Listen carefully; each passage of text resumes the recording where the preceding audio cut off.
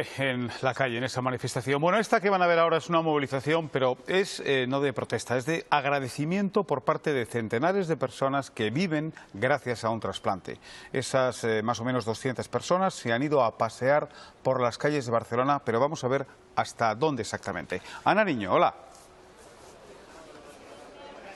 Sí, más de 200 personas han salido a las calles de Barcelona, sobre todo gente que ha sido trasplantada como muestra de agradecimiento a sus donantes. Hoy estamos con Alfonso Lobo, que es el presidente de la Asociación de Enfermos y Trasplantados Pulmonares, AIRE, y precisamente él también tuvo que ser trasplantado hace 3 años de pulmón. ¿Cómo fue ese proceso para ti? Bueno, mi proceso fue un poco especial. Yo cogí el COVID en el marzo del 2020, de los primeros síntomas. Estuve 7 meses ingresado, 3 meses en coma, con un fallo multiorgánico, y la única salvación que tuve cuando salí del hospital fue que me tenía que trasplantar de los 2 pulmones, ya que el COVID me los dejó secos.